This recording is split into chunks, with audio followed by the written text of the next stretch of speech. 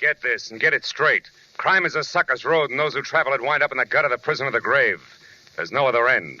But they never learn. This time it was going to be a vacation in the wide open spaces. But a black stallion, a tiny emerald, and a battered horseshoe meant a 24-hour delay. It could have been worse, because to the dude from Manhattan, they meant death. From the pen of Raymond Chandler, outstanding author of mystery, comes his most famous character and crime's most deadly enemy, as we present The Adventures of Philip Marlowe.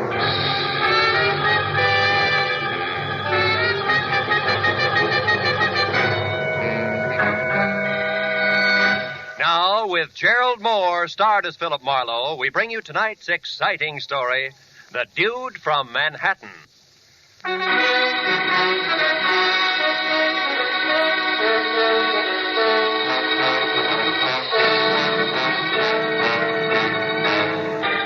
Every so often, life in the city seems to boil down to nothing but noise and concrete, where all a deep breath does for you is to pack more exhaust fumes into your lungs.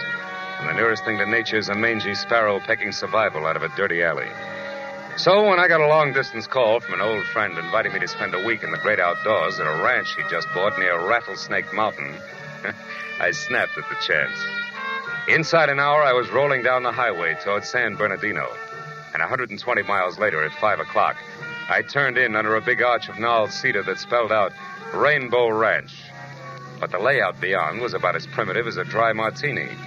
A ranch house the size of a Union Station was backed up by blue-tile swimming pool, paved tennis court, and a semicircle of bungalows with all the rustic charm of a Hollywood motel. I drove on in slowly as a broad-brimmed hat, red gabardine shirt, hickok belt, and hand-tooled boots bounced out the door and ran toward me. It was my host, the ex-hotel man, Harold R. Lawson. Oh, rascal. How are you, boy? I am sure glad you could make it. File out, and I'll show you around. Hey, what is all this, Harold? From your phone call, I expected a shack with oil lamps, a wood stove, and at least a few head of cattle. Oh, you mean I didn't tell you? Why, this is a guest ranch, Phil. Guest ranch. The best in the West. Oh, brother. Oh, and incidentally, don't call me Harold. No, huh? Bad atmosphere for the dudes. The name's Buck now. Buck Lawson. Buck? Oh, no. Oh, I got a real spread here, Phil. Real spread. 14 big cabins, string of 30 horses, stables down there. Yeah. Oh, hello, Buck. Beautiful day, isn't it? Howdy, folks. Sure is. Mr. and Mrs. Doverman. He's a big van and storage man in L.A. Oh. As I was saying, thunder! Who's coming? Red Ryder? Not funny, Phil, not funny. Look, it's thunder. Oh, that black devil, he's loose again. That horse will kick the fence down if those fools don't hold him. Hey, that's some animal. He's a beauty. Yes, and a renegade. A skittish, temperamental bronco with anybody but Virgil Sawyer. Yeah? Oh, they got a rope on him now. That'll hold him, huh? Not for long. Sawyer's the only hand I've got who can get close to that stallion. And he's leaving tomorrow. Blast it. How come? Well, frankly, that's what I wanted to talk to you about, Yeah, Phil. Wait a minute. I came up here for a rest, not a job. I know. You'll get it, Phil. You'll get it. But since you're here, I figure you could sort of keep your eyes open for me. Lawson, it's a dirty trick. No, Phil, please. I'm expecting trouble, and bluntly, I can't afford it. Every cent I've got is tied up in this ranch. A serious scandal could ruin me. And you're just the one who can keep that sort of thing from happening. Okay. So it's the old hotel business on horseback. How does this Sawyer mean trouble? Well, there's a couple here from the east, the Mortons. He's a top silk wholesaler from New York and rich. Oh? And that kind means everything to me, Phil. But his wife, Judy, an ex-dance instructor with Arthur Murray back east, she's bored stiff out here. And the upshot of it all is that somehow... Somehow she and your cowboy Sawyer started making eyes at each other, and the husband got nasty about it, huh? How did you know that? Yeah, well, it's standard, like a B-picture plot. Well, anyway, they came to blows this morning. Maybe Virgil's innocent, maybe not, but I can't take a chance, so I fired him. Ordered him to pack and get off the place by tomorrow. Well, that's that. What are you worried about? Plenty. Sawyer's a proud man, Marlowe. He was furious. He threatened to get even. I'm not sure he means it, but if he does, well, that's what we have to look out for. We, huh?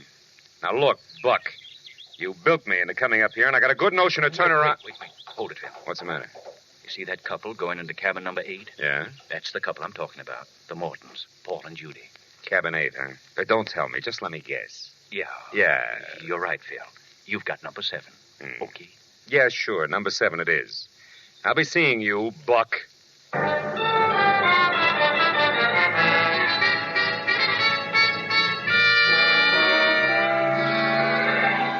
up to number 7 and waited for the boy to show up with my bag. Then I started to unpack, but stopped when I heard a riot next door. At that point, sprawling Rainbow Ranch was just a horizontal tenement. Nothing more. Well, let me point out a few. Now what are you doing? Shutting the window. Isn't it bad enough to make a fool of yourself in private? You have to make a public scene as well? The voices rattled on for a few minutes, then dwindled off into a long and golden silence that said maybe a peace treaty had been signed. But then a door slammed to number 8, so I peeked out. It was Morton. And from the look on his face, I knew the peace treaty was nothing but an armed truce. I followed him to the big lodge and into the bar, and when he sat down, I took the stool next to him. Well, what'll it be, gentlemen? Scotch and water, no ice. The same, with ice. Well, Mr. Morton, I guess that brands us as dudes, huh?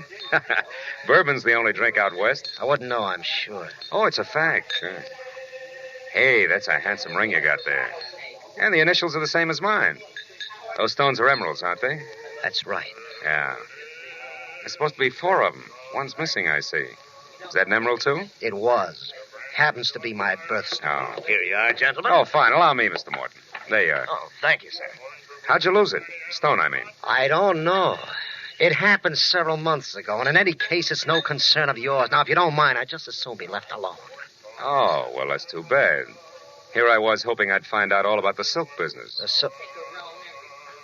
What do you mean by that? Oh, just conversation. You are in that business, aren't you? Of course, but... Hey, who are you anyway? Name's Marlowe. And just why are you prying into my personal affairs, Mr. Marlowe? Because I got a little free advice for you. Cool off before you start the kind of fire you can't put out, huh? So that's it. That cowboy Sawyer. Mm-hmm. Marlowe, now you're getting too personal. I suggest that you mind your own business. Oh, I'm sorry. Didn't mean to lose my temper that way. Good night. Yeah, it's bound to be. Charming, isn't he? Well, Mrs. Morton, where'd you come from? I was standing over there watching. My husband has all the social grace of a tarantula. Well, maybe you should have looked closer before you made the leap. Oh, that's the wonderful thing about him. Yeah? You're not apt to like Paul much when you first meet him. But once you get to know him, you hate him. Yeah, I'm not sure that's funny. It's not supposed to be. I've been living with him for 6 months now. So jealous, it's unbelievable. He wouldn't leave me in New York, oh no. Insisted on dragging me out to this dust bowl with running water. Why a ranch, I'll never understand. He doesn't know one end of a horse from another. Well, with his aptitude, he'll learn. You know, it might be he figured you two might get back together if you had a chance to relax in the open, Mrs. Morton. Mm-hmm. So he said. However, we weren't here 10 minutes before he accused me of getting romantic with that leather-faced cowboy. Does that make sense? I don't know. Both gentlemen are justified. You're lovely to look at. Somebody ought to remind my husband. His idea of welding a marriage is to spend all his time playing gin with that Doberman. Who? Doberman, the van and storage character from Los Angeles. Oh. Which, of course, leaves me saddled with his wife, Carrie. Now, there's a cute personality for you if you happen to like neurotic parrots. So, what with the desert, the dame, and gin rummy, Virgil began to look pretty good. Is that it? Excuse me, folks. Care to order another drink before dinner? Yes, I would. And I'd like it over there, alone. Make it Manhattan, bartender. Strictly Manhattan. And make it double. Mr. Marlowe, good night. No, I'm not so sure.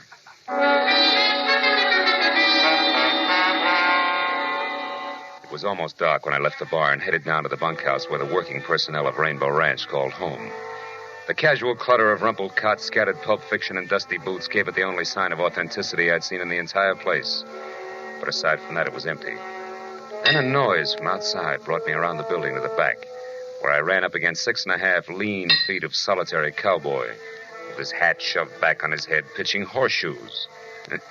He was out of uniform for a flashy dude wrangler, which left him in a faded blue shirt and Levi's that fitted his lanky legs like a pair of bent stovepipes.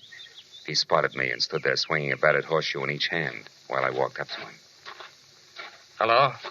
Hiya, Sawyer. Little dark for horseshoes, isn't it? Little. Hey, you're good. Good at horses, too, huh? I understand you're the only man who can handle that black stallion, Thunder. Yeah? What's the secret? No secret. Just have to treat him right. What's on your mind, mister? The fact that you're leaving tomorrow. I reckon you better keep out of my business. Now, look, Sawyer, it takes at least 2 to make a fight. And fights are poison to Buck Lawson. So? I don't like to see my friends poisoned. Now, why don't you take it easy, huh? Lay off. Keep your nose clean. I don't know who you are, mister, but I'll tell you this anyway, seeing as you're so interested. I'm leaving here tomorrow, all right. But I'm going to square up with a couple of folks first before I go. I got a raw deal here, and I'm just not the kind to take it laying down. What do you mean, raw deal? You're a big boy now. You ought to know better than to get yourself all involved. I'm not much for conversation, fella, but I'm going to say something real plain so you'll be sure to sally. Oh!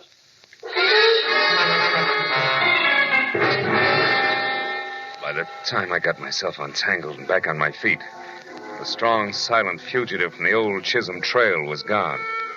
However, my original theory that it takes two to make a fight was still valid. So I decided to find Paul Morton and spend the rest of the evening close to him. His cabin was dark, but I remembered the running gin game he had with a big van and storage man. So I went down the line to the Doberman cabin and knocked. It was Carrie, the perennial dude, who galloped up to open the door. Howdy, stranger. Come on in and set a spell. Our latch is always stringing out. Well, I sure do thank you, ma'am. My name's Marlowe. Orville, this is Mr. Marlowe. Howdy, Marlowe. Howdy. Hope you'll excuse the looks of the place. Our box of extra clothes just arrived from town. Carrie's been unpacking it. Sit down there, Mr. Marlowe. They're mostly old things. Just throw them on the floor. Oh, thanks. But really, I can't stay. I'm looking for Paul Morton. I thought I might find him here. Morton, say, there's a nice chap. Met him day before yesterday for the first time and won $90 off him in gin already. Haven't seen him tonight, though. Orville was out looking for him himself just a few minutes ago. Weren't you, dear? Why, yes, as a matter of fact, I was. You didn't locate him, huh? No, I didn't. You know, he seemed to be all upset this afternoon. Couldn't keep his mind on the game. I thought I'd have a little chat with him to calm him down some. Orville's a whiz at that, Mr. Marlowe. Oh, it's not me, Carrie. It's this country. I don't see how a man can keep trouble in his mind on a place like this ranch, Marlowe. It can happen, believe me. Poppycock, why, son, there's something about this open land round here that cleans out a man's head and his heart, too. You sound like a travelogue. I mean it. A few more days of this and Morton will forget there ever was such a thing as a cash register. Yes, sir. Give this untamed countryside a chance, and it'll cure anything. Marlowe. Yes, well... Marlowe, come here, quick. What was that? Wasn't the call of the wild, Mrs. Doberman. Lawson, what's the matter? Bill, come on, down to the stable, hurry. Something terrible's happened.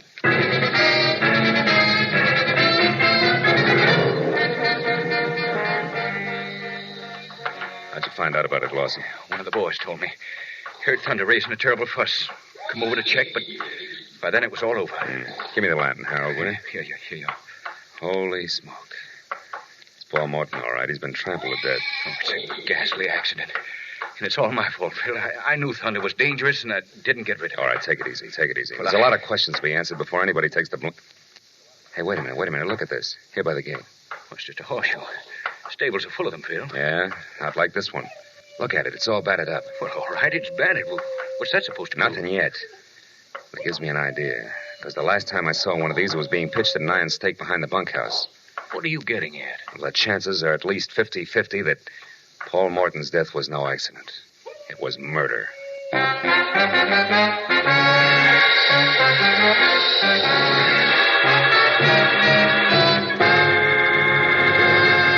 In just a moment, the second act of Philip Marlowe. But first, perfect musical settings for a Sunday before the 4th will be yours tomorrow afternoon. The Symphonette, a half hour of fine orchestral music, and the Choral Airs, a half hour of brilliant vocal music, are regular Sunday afternoon features on most of these same CBS network stations. And now, with our star, Gerald Moore, we return to the second act of Philip Marlowe and tonight's story, The Dude from Manhattan.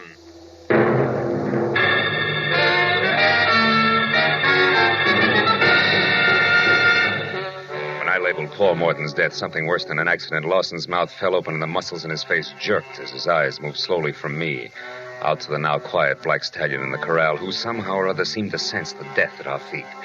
Then, as the trembling man's lips silently formed the word murder, he gestured for me to help him carry Morton's body out of the stable. After that, he looked at the dead man's broken face once more, said he was going to call the sheriff's office, and hurried away. A minute later, Judy Morton stepped into the small circle of light that surrounded what only a short time ago had been her husband. But except for a thin line of perspiration above her lips, she was no different than when I'd seen her last. I just passed Buck on my way down here. Told me my husband was dead. Did he tell you anything else, Judy? About how Paul died, I mean? No. It was a stallion, wasn't it? An accident? I doubt it. Why, Marlowe? For one thing, this horseshoe, too close to the body. But this is a stable. And this a horseshoe that's been used exclusively for pitching at a stake in the ground. Here, look at it. And remember, Cowboy Virgil's favorite sport is horseshoes.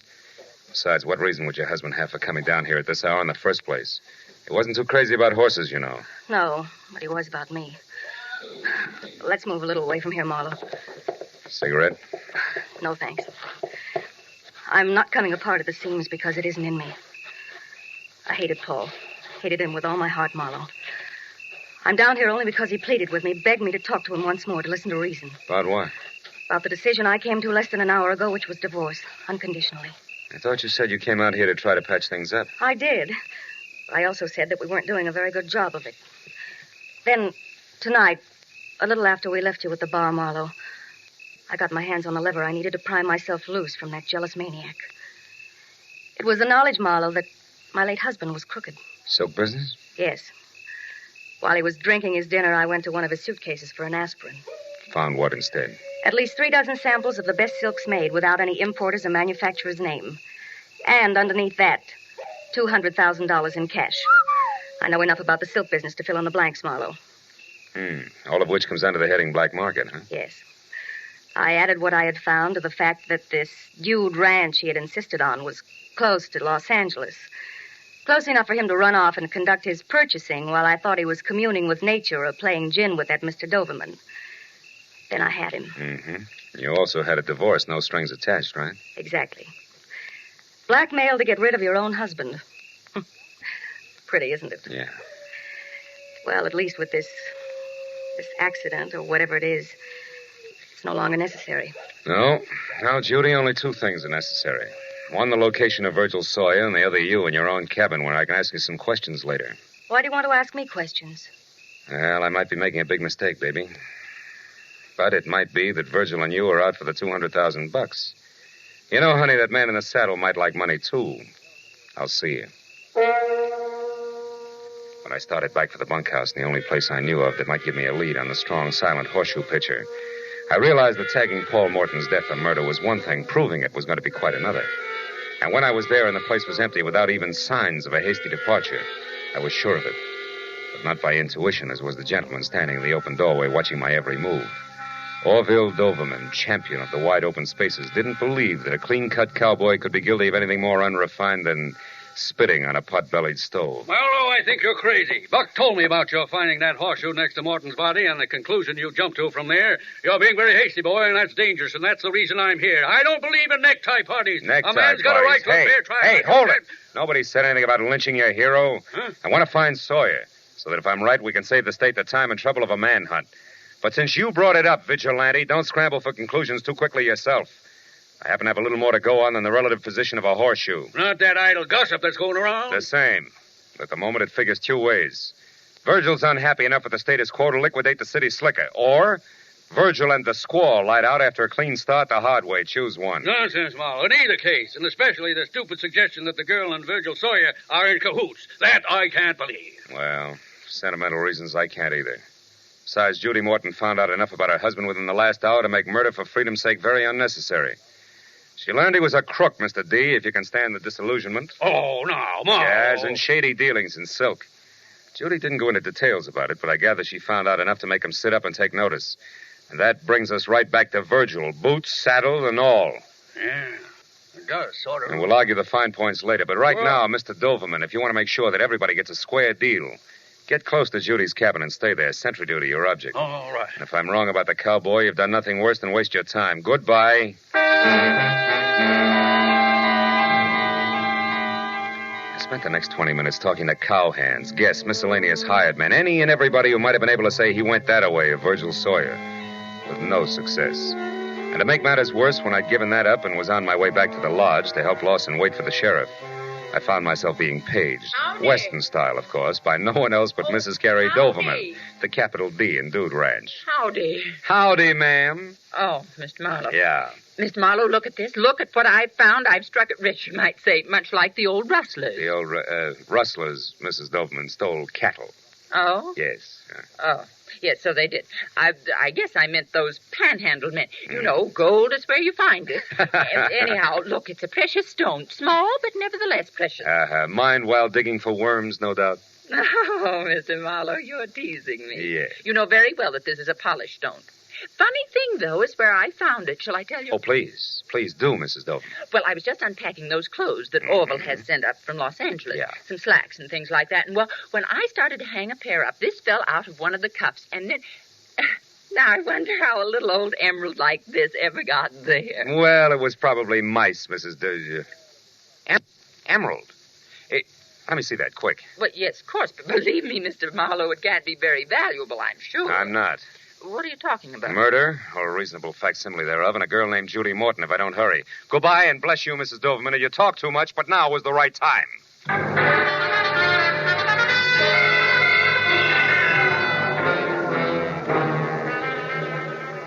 As I ran for Judy's cabin, I didn't know any more about the whys and wherefores of Paul Morton's death than I had before I made small talk with Mrs. Doverman. But I did know that unless Lady named Luck and I were on the same team, the Rainbow Ranch was due for a second corpse. And when I was close enough to the rough oak door, numbered 8, and Orville Doverman, whom I'd asked to stand guard, was nowhere in sight, the full impact of that responsibility sank into where the wingtips on the butterflies in my stomachs were scratching at my hip pocket, until I moved in still closer, and there in the light of a single lamp that was halo enough for me, I saw the girl from Manhattan, nervously lighting one cigarette from the end of another. But more important, very much alive. I didn't bother knocking. Marlowe, what are you doing here? What am I doing here? Honey, I'm uncrossing fingers and toes alike. You know, they've been that way since I realized that I opened my mouth too wide, too soon, which put you right smack on what used to be known as the spot. Oh, so that's the way it happened. Yeah, that's the way it... Now, look, Judy, baby, you can't know what I mean yet. It's Doverman, honey, the gin player with all the moving vans. He's the one your husband was buying that black market silk from. I didn't know that until a few minutes ago, which was after I told him where you could be found and that you knew an awful lot. Oh, which, Mr. Marlowe, he thanks you and warns you not to move. See what I mean, Phil? Sure, I see. You know, it's funny, Doverman, when I was outside and didn't see you around, did see that Judy here was still in good health, I figured that either you had decided to sit tight until you knew exactly how much she did know, or that you already started to run. Yeah, this I didn't count on. And this, Marlowe, should point up what I said earlier about your jumping to conclusions. It's dangerous. Handling hot silk is child's play. Huh? It has been for me for 20 years, Marlowe. For your husband, Mrs. Morton, it was much more. That's why I had to come to you like this. That's why I had to know if his stupidity went so far that even you knew of me. You shouldn't have bothered Mr. Doverman. I didn't. No, but you see, Marlowe did. That leaves me even. Correction, Doverman. Paul Morton's dead. You're out in front. I didn't kill Morton, Marlowe, and neither did Virgil Sawyer. I saw it all, my friend. So I can tell you that the man who killed Paul Morton was Paul Morton himself. Suicide? Are you out of your mind? No, not suicide, Mrs. Morton. Merely a plan for murder that backfired. The intended victim was you, his wife. Oh, no. Keep talking, Doverman. Why, Marlowe? I'd rather keep you guessing. I wouldn't. Duck, baby! Oh, my shoulder. Now, the man said keep talking. I can't. I'm hit. You'll be again if you don't. Sawyer, no. Stay out of this, Marlowe. Come on, Doverman. I'm not going to ask you again. Oh, no. I'm not even going to let you fall until you tell the rest. Okay. I'll tell you. I overheard Morton ask him, "Some go to your place first, Sawyer, pick up one of your horseshoes," and then he went to the stables near the Black Stallion's stall, the horseshoe in his hat. Oh, Sawyer, my shoulder. Come on, Doverman, you're not finished yet. I figured that he was going to... To knock his wife out, leave Sawyer's horseshoe where it will be found, then half make it look like an accident that would fool nobody, huh? What went wrong, Doverman? Why didn't it work? Oh, he approached Thunder from the right side instead of the left. The horse got excited, kicked out, and caught him. The dude. Now, let go, Sawyer. Sure, Doverman. With pleasure.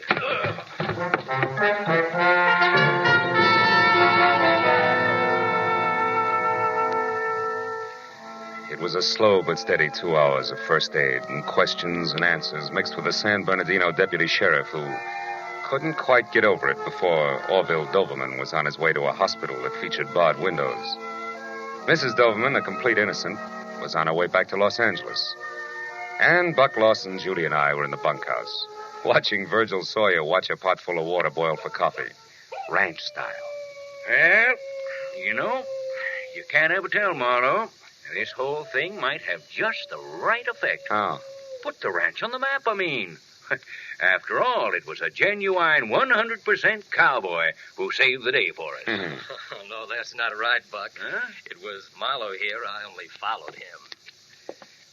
coffee's ready, folks. Oh, that's for me. Good. Let's go. What did make you go up there, Mr. Marlowe? Oh, a little precious stone, Virgil. An emerald that once fell out of Paul Morton's initialed ring. But, Marlowe, that happened a long time ago, 3-4 months. It was just after Paul had returned to New York from Los Angeles. Yeah, and negotiations with Doverman. You see, honey, it was Mrs. Doverman, really, who found the missing emerald tonight in a pair of slacks that Orville had sent up here. Then that was proof that Paul must have been with Doverman in Los Angeles before. Yet they claim to have met for the first time here at the ranch. Yeah, that's what they claimed. That plus what you told me, Judy, made the man with the moving van's it. And, hey, Virgil, that coffee's hot. But it's good. Well, anyway, since I told Doverman where you were and that you knew your husband had been dealing in black market silks, he took his cue accordingly. Yes, and fortunately, yours. Well, that makes it 2 people who tried to kill me tonight. My husband and his partner. Seldom is heard a discouraging word. Oh, fine. And the skies are not cloudy all day. Good night, gentlemen.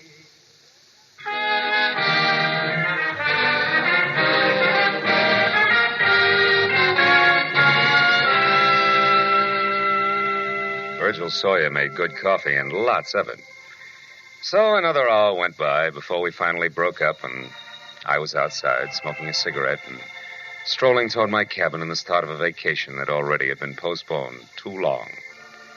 But halfway there, I stopped at the sound of raised voices ahead of me. A man and a woman were arguing violently, and a little away from them, on the porch of my cabin, watching the battle of the sexes with consternation while he waited for me, was Buck Lawson, mine host. I turned quickly and hurried back to the bunkhouse where I knew Virgil Sawyer would put me up for the night. Where I knew that early the next morning, I could sneak off, find a quiet, cool stream, and fish. A coyote high in the hills someplace said I had the right idea.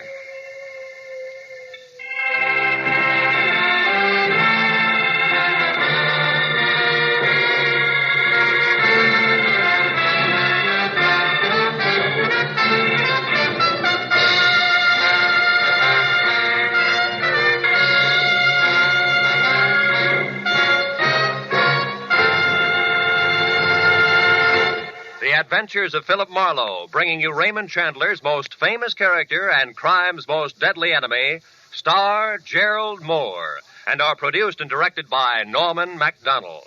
Script is by Mel Donnelly, Robert Mitchell, and Gene Levitt. Featured in the cast were Charlotte Lawrence, Bill Johnstone, Bill Lally, Herb Butterfield, D.J. Thompson, Lou Krugman, and Jack Carrington.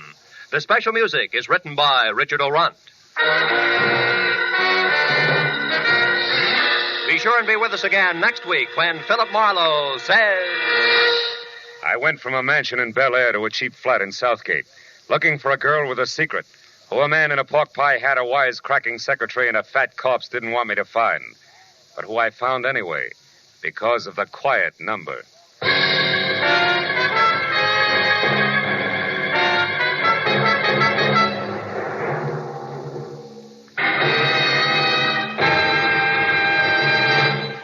Three highly individual, highly entertaining mystery adventure shows stand high among the top shows on CBS every Sunday. The Green Llama, Call the Police, Sam Spade. Go adventuring with them every Sunday when they come to you over most of these same CBS stations. This is Roy Rowan speaking. Now, stay tuned for Gangbusters, which follows immediately over most of these same CBS network stations.